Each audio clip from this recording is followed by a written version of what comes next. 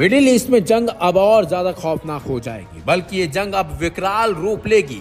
बाकायदा इस बात का ऐलान ईरान ने खुद किया है, क्योंकि ईरान ने अपने सुप्रीम लीडर अली खामेनेई को खो दिया है। आपको बता दें, इजरायली हमले में अली खामेनेई की मौत हो गई है, बल्कि खामेनेई की बेटी, दामाद और पोती की भी मौत की खबर है। बाकायदा इस बात का ऐलान ईरानी मीडिया ने खुद किया है। इस खबर के बाद ईरान में हर तरफ मातम पसरा हुआ है, मस्जिदों में लोग पहुंच रहे हैं।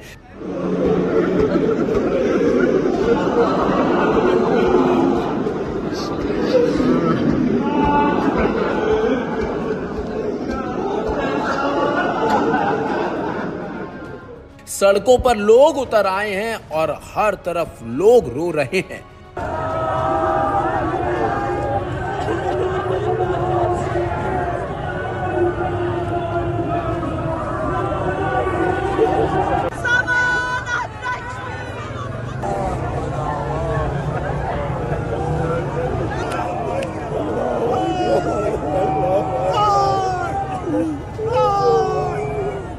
आपको बता दें, इजरायल और अमेरिका के खिलाफ जवाबी कार्रवाई करते हुए ईरान ने अब खाली क्षेत्र के कई ठिकानों को निशाना भी बना दिया है। इस हमले की गूंज संयुक्त अरब अमीरात के सबसे चमकदार शहर दुबई तक सुनाई दी है। मिसाइल और ड्रोन हमलों की खबरों के बीच शहर के प्रतिष्ठित इलाकों में अफरा तफरी मच गई है। सबसे पहले धमाकों की आवाजें डाउनटाउन दुबई से सुनाई दी, जहां दुनिया की सबसे ऊंची इमारत बुर्ज खलीफा स्थित है। वहां मौजूद लोगों ने बताया कि करीब रात के 11 बजे गड़गड़ाहट के बाद आसमान में चमकती रोशनी दिखाई दी और फिर जोरदार धमाका हुआ।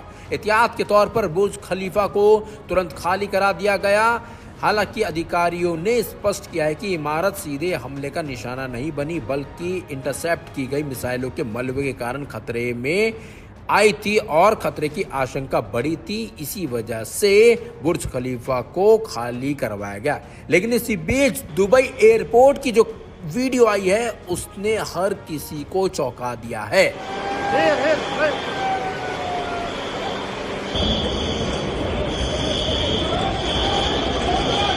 दुबई एयरपोर्ट पर ईरान ने हमले का दावा किया था, लेकिन अब जो तस्वीरें आई हैं वो दावे सच में साबित हो चुके हैं। दुबई एयरपोर्ट में हर तरफ धुआं दिखाई दे रहा है, अफरा तफरी मची हुई है और दुबई एयरपोर्ट को भारी नुकसान हुआ है ईरानी हमले में। बाकायदा दुबई एयरपोर्ट पर जो फ्लाइट थी उनको पहले ही बंद कर दिया गया था, लेकिन अब जो तस्वीर आई है उन्होंने सभी को हिलाकर रख दिया है।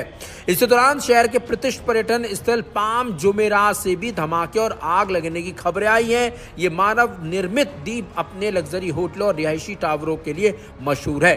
दुबई मीडिया ऑफिस के अनुसार एक इमारत में विस्फोट की सूचना मिलते ही इमरजेंसी रिस्पांस टीम मौके पर पहुंची। आग पर काबू पा लिया गया है, लेकिन 4 लोग घायल हुए हैं, जिन्हें नजदीकी अस्पताल में भर्ती कराया गया है। शहर की प्रमुख यातायात धुरी शेख जायद रोड के आसपास रहने वाले लोगों ने भी तेज धमाकों और खिड़कियों की हिलने की बात कही है। कई हाई रेज इमारतों में रहने वाले परिवार रातों रात बाहर निकल गए हैं। प्रशासन ने एहतियात के तौर पर कुछ इलाकों को खाली कराया है, लोगों से घरों के अंदर ही सुरक्षित रहने की अपील की है। वहीं हवाई सुरक्षा को ध्यान में रखते हुए दुबई अंतर्राष्ट्रीय हवाई अड्डे को संचालन अस्थायी रूप से रोक दिया गया था। एयर स्पेस बंद होने के कारण कई उड़ानें रद्द और डाइवर्ट करनी पड़ी थी, लेकिन अब जो तस्वीर एयरपोर्ट से आई हैं उन्होंने साफ कर दिया है कि ईरानी हमले में एयरपोर्ट को भारी नुकसान हुआ है। वहीं विश्लेषकों का मानना है कि यह हमला क्षेत्र में पहले से चल रहे तनाव का विस्तार है। इजरायल के हालिया हमले के बाद ईरान ने बड़े पैमाने पर जवाबी कार्रवाई का ऐलान किया है। दुबई पर हुआ यह हमला सीधे तौर पर यूएई की सैन्य भूमिका से जुड़ा नहीं माना जा रहा है, बल्कि इसे व्यापक क्षेत्रीय संघर्ष का हिस्सा समझा जा रहा है। फिलहाल दुबई में स्थित कंट्रोल में नहीं है, बाहर हो चुकी है कंट्रोल से। सुरक्षा एजेंसियों का अलर्ट भी है और संवेदनशील स्थलों पर निगरानी बढ़ा दी गई है। लेकिन आपको बता दें, दुबई में भारतीय लोग फंस चुके हैं। वो लोग भारत नहीं आ पा रहे हैं। अब उन्हें बस उम्मीद है कि भारत सरकार उनकी मदद करेगी और किसी तरह उन्हें वहां से वापस यहाँ भारत लेकर आएगी। हालांकि हमले से हुए नुकसान का आकलन अभी नहीं हो पाया है पूरी तरीके से, लेकिन इस घटना ने एक बार फिर दिखा दिया है कि मिडिल ईस्ट का बढ़ता संघर्ष वैश्विक स्थिरता के लिए गंभीर चुनौती बनता जा रहा है।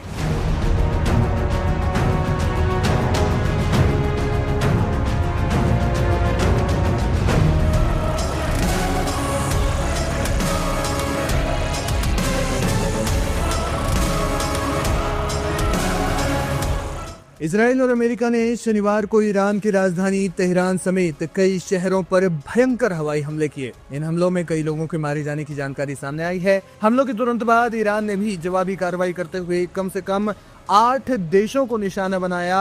इन देशों में अमेरिकी मिलिट्री और एयरबेस बने हुए हैं। बहरीन, कतर, इसराइल, दुबई समेत कई ठिकानों पर ईरान ने ताबड़तोड़ हवाई हमले किए। इसके बाद शाम को फिर से ईरान ने मिसाइलों की एक नई लहर लॉन्च कर दी और ताबड़तोड़ कहर बरपाया। इन हमलों के बाद ईरान ने कहा है कि जो मिसाइलें अभी तक दागी गई थी वो तो स्क्रैप मिसाइलें थी, असली और खतरनाक हथियार जल्द ही दिखाएंगे। जी हाँ, ईरान ने दावा किया है कि खाड़ी देशों और अमेरिकी ठिकानों पर दागी गई मिसाइलें दरअसल उनका पुराना कबाड़ थी, लेकिन ईरान के इन हमलों में इसराइल को बड़ा नुकसान हुआ है। ईरानी सैन्य सूत्रों के अनुसार जवाबी कार्रवाई की पहली और दूसरी लहर में जिन मिसाइलों का उपयोग किया गया था वो 1990 और 2000 के दशक के शुरुआती तकनीक पर आधारित थी। ईरान का कहना है कि मिसाइलें अपनी एक्सपायरी डेट के करीब थी। इन्हें केवल दुश्मन के एयर डिफेंस सिस्टम को थकाने और उनकी लोकेशन ट्रेस करने के लिए इस्तेमाल किया गया। ईरान ने जानबूझकर अपनी सबसे आधुनिक हाइपरसोनिक मिसाइलों को अभी तक सुरक्षित रखा है।